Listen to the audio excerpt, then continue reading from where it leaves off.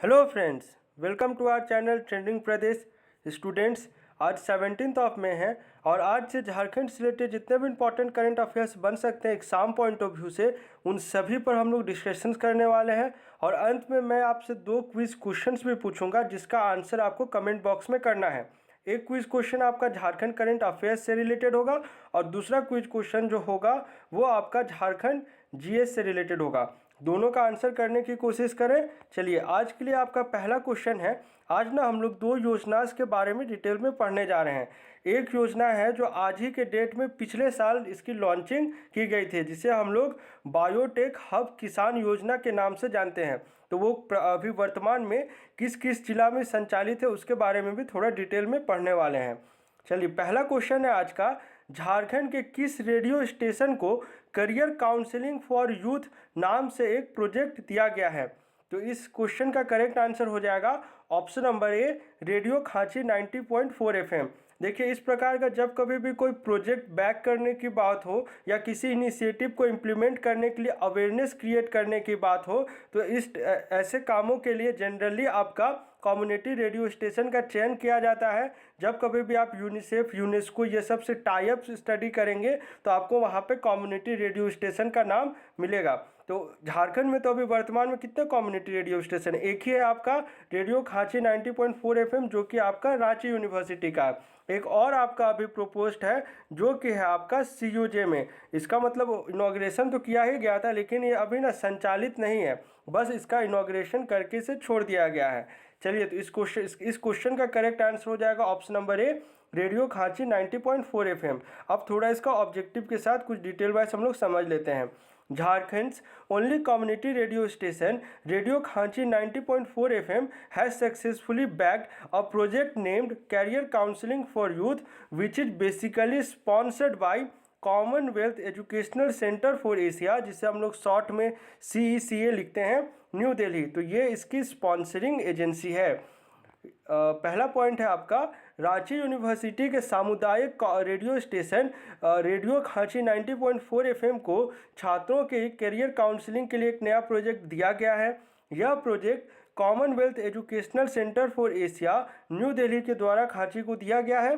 Project का उद्देश्य समझ लीजिए। कोरोना महामारी के समय विद्यार्थियों को घर में ही रहकर पढ़ाई और अपने करियर की तैयारी करनी पड़ रही है। कई बार इसी कारण से उनमें जो है निराशा का भाव पैदा हो रहा है, यानी डिप्रेशन, आप सिंपल वर्ड्स में समझिए।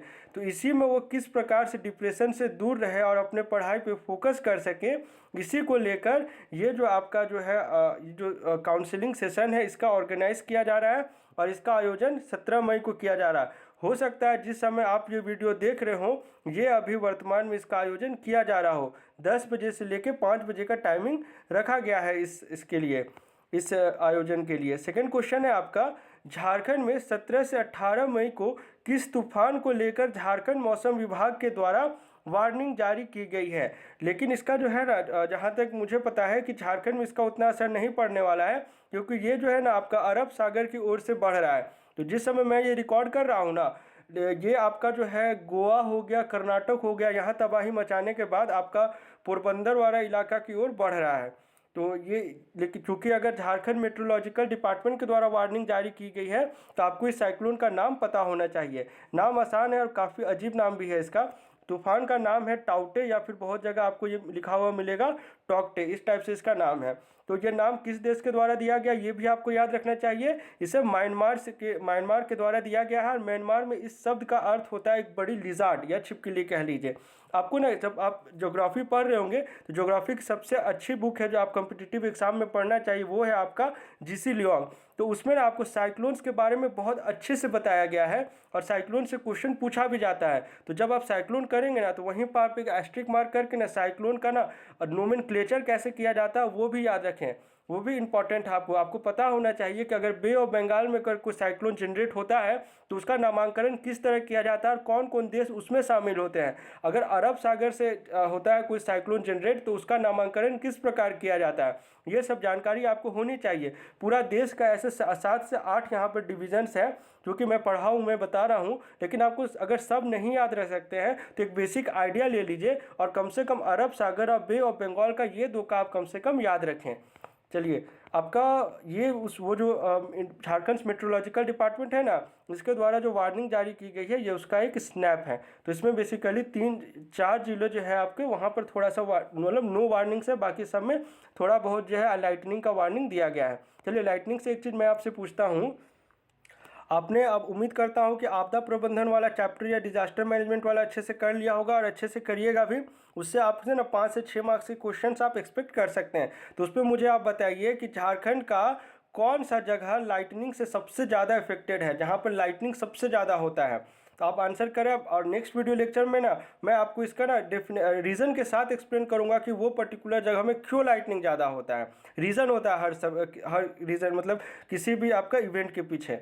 तो अरब सागर में आने वाले चक्रवर्ती तूफान टाउटे की वजह से झारखंड मौसम विभाग के द्वारा 17 से 18 की एक वार्निंग जारी की गई है। इसका असर 18 मई तक रहेगा। चक्रवर्ती तूफान के प्रभाव से झारखंड में आसमान में घने बादल छा सकते हैं और कई इलाकों में बारिश हो सकती है, लेकिन कम ही होगा जितना कि आपका जो सटा हुआ इलाका है ना वेस्टर्न घाट से, वहाँ पर जितना हो रहा है अभी। तूफान का नाम म्यांमार की ओर से रखा गया है, जहाँ इसका अर्थ होता है जंगली छिपकली या लिजार्ड कह लीजिए। थर्ड क्वेश्चन है आपका, झारखंड में कुसुम योजना का संबंध इनमें से किससे है। तो झारखंड में कुसुम योजना का संबंध है आपका सोलर फार्मिंग से, और जो हम लोग बायोटेक योजना जिसके बारे में मैंने आपको बताया ना, उसमें आपका इंटेंसिव फार्मिंग का यूज़ किया जाएगा, उसे प्रमोट किया जाएगा। तो इसके बारे में भी हम लोग later part of the video में पढ़ने वाले हैं। अब कुछ हम लोग थोड़ा पॉइंट वाइज हम लोग देख लेते हैं कि कुसुम योजना सोलर फार्मिंग जैसे आखिर है क्या। ऐसे तो हम लोगों ने इस योजना के बारे में बहुत बार पढ़ा हुआ है, ये थोड़ा सा आपका रिकैप होगा। मैंने यहाँ पर इसलिए डाला क्योंकि पहले ना योजना प्रपोज थी, अब क्या है इसे इम्प्लीमेंटेशन का समय आ गया है। क्योंकि एक लैंड बैंक जो होता है ना, वो आपका ये एक्चुअली में केंद्र सरकार की योजना है, और केंद्र सरकार ने कहा था कि आप कम से कम जो है ना 50 मेगावाट सौर उत्पादन कर सकें, जनरेट कर सकें सोलर एनर्जी, इतना का आप जो है ना लैंड बैंक तैयार करें। तो वो झारखंड ने कर लिया है, और इतना कर लिया है कि वो अगर झारखंड उसमें अगर सोलर फार्मिंग की जाती है तो 80 मेगावाट सौर ऊर्जा उत्पादन कर सकता है। तो अब क्या है कि जो लैंड का जो समस्या था लैंड एक्विजिशन का, वो कंप्लीट हो गया है, अब इसे इम्प्लीमेंट किया जा सकता है। इसमें 2 चीज़ याद रखें, अब ना वो सिंपल वाला ज़माना नहीं रहा कि आप सिर्फ कुसुम योजना का नाम रट के निकल जाएंगे। आप कम से कम याद रखें कि कौन सा विभाग भी पूछ लेता है। क्वेश्चन कैसे देगा जानते हैं आप, ऑप्शन ए कर देगा, ए बी कर देगा, ए बी सी कर देगा। यूपीएससी प्रीलिम्स में इसी प्रकार से क्वेश्चन सेट किया जाता है, इसलिए आप झारखंड के एग्जाम के लिए भी इसी प्रकार से अपने माइंडसेट को तैयार करें। तो विभाग का नाम भी याद रखें, विभाग है आपका नवीन एवं नवीनीकरण ऊर्जा मंत्रालय, बेसिकली ये रिन्यूएबल एनर्जी डिपार्टमेंट है अगर इंग्लिश मीडियम के स्टूडेंट्स के लिए कहा जाए तो। चलिए ये 2 पॉइंट्स तो मैंने एक्सप्लेन कर ही दिया कि क्यों इसे अब इम्प्लीमेंट करने के लिए बात कही जा रही है। चूँकि अब राज्य के पास सफिशिएंट लैंड बैंक मौजूद है, इसलिए अब झारखंड में सोलर फार्मिंग की शुरुआत की जाएगी। झारखंड बिजली वितरण निगम किसानों से उत्पादित सौर ऊर्जा खरीदने की दर तय करेगा, जिसके लिए निविदा निकाली जाएगी, जिसे हम लोग टेंडर कह लीजिए। अधिकतम निर्धारित दर 3.09 रुपये प्रति यूनिट के से कम दर वाली एजेंसी को निविदा के माध्यम से चयनित किया जाएगा। झारखंड बिजली वितरण निगम लिमिटेड सोलर फार्मिंग के माध्यम से उत्पादित सौर ऊर्जा को उपयोग नहीं होने पर उत्पादक से खरीदेगा। केंद्र सरकार की इस योजना के तहत जेबीवीएनएल को प्रति यूनिट 40 पैसा की छूट मिलेगी। चलिए फोर्थ क्वेश्चन है, ये काफ़ी इंपॉर्टेंट क्वेश्चन है स्टूडेंट्स। इसमें जितना भी इनका अचीवमेंट्स के बारे में हम लोग पढ़ने वाले हैं, उस अचीवमेंट से भी क्वेश्चन फ्रेम किया जा सकता है। हम लोगों ने डिस्कस किया भी है, जब Jharkhand premier league for women चल रहा था उस समय भी डिस्कशन किया था इंद्रानी रॉय के बारे में, और अभी भी हम लोग डिस्कशन करेंगे इनके बारे में, क्योंकि इनका अचीवमेंट एग्जाम में पूछा जा सकता है। क्वेश्चन है आपका, झारखंड की किस महिला क्रिकेटर का चयन पहली बार भारतीय टीम के तीनों फॉर्मेट के लिए किया गया। 3 फॉर्मेट होता है ना, जो क्रिकेट नहीं देखते हैं वो उनको भी आपको पता होना चाहिए। एक तो आपका ओडीआई हो गया, T20 हो गया, एक आपका टेस्ट हो गया। तो तीनों के लिए चयन होने वाले झारखंड से पहली महिला क्रिकेटर है आपकी इंद्रानी रॉय। अब थोड़ा सा हम लोग पॉइंट वाइज देख लेते हैं। ये उनकी फ़ोटो हो गई, और इनका प्रदर्शन काफ़ी अच्छा रहा था रिसेंट टाइम्स में, जिसकी वजह से इनका सिलेक्शन हुआ है। बोकारो की इंद्रानी रॉय का चयन इंग्लैंड दौरे पर जाने वाली भारतीय महिला क्रिकेट टीम में किया गया है। विकेटकीपर बल्लेबाज इंद्रानी टेस्ट, वनडे और T20 तीनों फॉर्मेट में टीम इंडिया का प्रतिनिधित्व करेंगी। ये क्वेश्चन से आपसे ना बहुत तरह से क्वेश्चन फ्रेम किया जा सकता है एग्जाम में। आपको नाम देख के सीधे स्पोर्ट्स इवेंट पूछ लेगा कि ये किससे रिलेटेड है, और जो अभी डिस्कशन करेंगे उसमें भी मैं आपको बता दूंगा। झारखंड के लिए ये पहला मौका है जब किसी महिला क्रिकेटर को तीनों फॉर्मेट में भारतीय टीम के लिए चुना गया है। अब इनके रिकॉर्ड से थोड़ा क्वेश्चन देख ले जो फ्रेम किया जा सकता है। इंद्राणी रॉय ने इसी सत्र में बीसीसीआई की ओर से आयोजित सीनियर महिला वनडे टूर्नामेंट में झारखंड की ओर से 2 नबाद शतक और 1 अर्धशतक की मदद से 456 रन बनाए थे, जो कि टूर्नामेंट में सबसे अधिक थे। उनके शानदार प्रदर्शन की बदौलत झारखंड महिला टीम पहली बार उप विजेता बनी थी। अगर पूछ ले कि बीसीसीआई द्वारा आयोजित किए गए सीनियर महिला वनडे टूर्नामेंट में झारखंड के कौन सा स्थान रहा है, तो आप यहाँ पर से आंसर करेंगे झारखंड का दूसरा स्थान रहा है, और उसमें सबसे ज़्यादा स्कोर किन्होंने किया था, तो आपका आंसर हो जाएगा इंद्राणी रॉय ने। ये उतना इम्पोर्टेंट नहीं है, बस एक याद रखें। उसके बाद है आपका फरवरी में रांची में हुई झारखंड महिला प्रीमियर लीग, जिसके बारे में हम लोगों ने उस समय भी पढ़ा था आपका जब फरवरी मंथ में पढ़ रहे थे करंट अफेयर्स में। शानदार प्रदर्शन करते हुए अपने टीम बोकारो ब्लोसम्स, यहाँ पे स्पेलिंग टाइपो हो गया, ब्लोसम्स होगा, को चैंपियन बनाने में अहम रोल निभाया था। उन्हें प्लेयर ऑफ द टूर्नामेंट के खिताब से भी नवाजा गया था। जिस समय मैंने वीडियो बनाया था ना, उस समय मैंने आपको बताया था कि प्लेयर ऑफ द टूर्नामेंट किन्हें दिया गया है। चलिए लास्ट है इसमें इनका, इंद्राणी रॉय को वर्ष 2018 में इंडिया ब्लू और वर्ष 2019 में इंडिया सी टीम का प्रतिनिधित्व चैलेंजर ट्रॉफी में कर चुकी हैं। चलिए ये इतना इंपॉर्टेंट नहीं है ये वाला बुलेट, लेकिन ये 2 बुलेट से आपसे ना 2 तरह से क्वेश्चन फ्रेम किया जा सकता है, और ये 2 से तो मैंने आपको पहले बता दिया। तो ये काफ़ी इंपॉर्टेंट क्वेश्चन है, अगर फिर भी कोई डाउट हो तो कमेंट करके पूछ सकते हैं। अब थोड़ा हम लोग रिविजन कर लेते हैं। एक आपका ना मई मंथ में आपका विवेक कृषि ऐप एक लॉन्च किया गया था, तो इंस्टीट्यूशन का नाम देख ले और उद्देश्य जान ले। लॉकडाउन के दौरान रांची के किसानों को खेती संबंधित जानकारी उपलब्ध कराने के उद्देश्य से इस ऐप को रांची के मोराबादी स्थित Ramakrishna Vivekananda educational and research institute के द्वारा इसे डेवलप किया गया था। देखिए आप बहुत सोच रहे होंगे कि सर कि हम लोग जो है ना कि अप्रैल मई जून ये टाइम पीरियड का 2020 का क्यों रिवाइज कर रहे हैं। इसलिए मैं रिवाइज करा रहा हूँ ना, क्योंकि अभी भी लॉकडाउन लगा गया है, और अभी जो इनिशिएटिव्स लिया जा रहा है ना, उसमें काफ़ी हद तक सिमिलैरिटी है जो 2020 में लिया गया था। अगर रिलेट करके पढ़ेंगे तो वो 3 मंथ का भी आपका कंप्लीट हो जाएगा अच्छे से, और अभी का तो जो चल रहा है वो तो चल ही रहा है, समझने में आसानी होगी। इसलिए मैं उस 3 मंथ का भी साथ में लेकर चल रहा हूँ जो इंपॉर्टेंट था। अब थोड़ा हम लोग जान लेते हैं बायोटेक किसान हब योजना के बारे में। इस योजना की शुरुआत गुमला, लोहरदगा, पलामू और चतरा जिला में की गई है। आसान है ना, गुमला लोहरदगा सटा हुआ है, पलामू चतरा बाउंड्री शेयर करता है, तो आसान है, याद हो जाएगा। इसकी शुरुआत जो है Indian council for agriculture research, जिसे हम लोग आईकार कहते हैं, इसके द्वारा किया गया था, और ये देश के 117 बैकवर्ड जिले में से इम्प्लीमेंट किया गया। और झारखंड में इसकी शुरुआत किसके द्वारा की गई थी? बीएयू एक सब ऑर्डिनेटिव बॉडी की तरह काम करता है आईकार का। तो इसका ना स्पैन कितना है, ड्यूरेशन जान लीजिए, 2 साल का इसका टोटल स्पैन है, और कुल लागत है 1.92 करोड़ रुपए।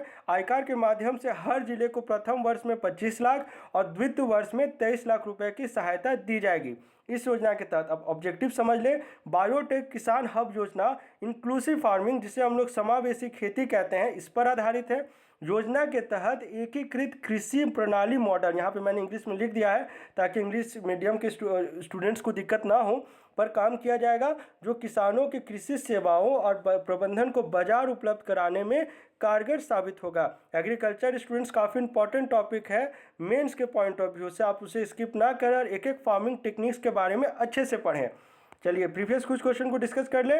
कस्टमर सेटिस्फेक्शन सर्वे में रांची के बिरसा मुंडा एयरपोर्ट का कौन सा स्थान रहा है? तो आप में से मैक्सिमम ने इसका करेक्ट आंसर किया है, पहला स्थान रहा है।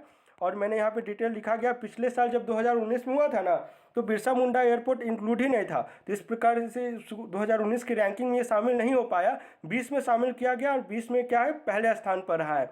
इसका स्कोर याद रखते हैं 4.79 है।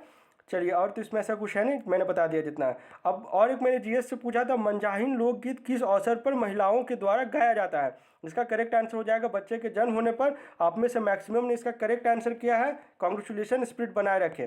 चलिए, आज का क्वेश्चन का थोड़ा लेवल मैंने हाई किया है, देखते हैं आप में से कितना इसका सही आंसर कर पाते हैं। क्वेश्चन है आपका, झारखंड के किस जिले में कंस्ट्रक्शन पार्क का निर्माण किया जाएगा? आपके ऑप्शन है रांची, बोकारो, धनबाद और दुमका। एक हिंट दे देते हैं, जिस जिला में आपका लेदर पार्क का निर्माण किया जाना है, वहीं पर आपका कंस्ट्रक्शन पार्क का भी निर्माण किया जाएगा। चलिए आप जीएस से रिलेटेड क्वेश्चन भी सुन लीजिए।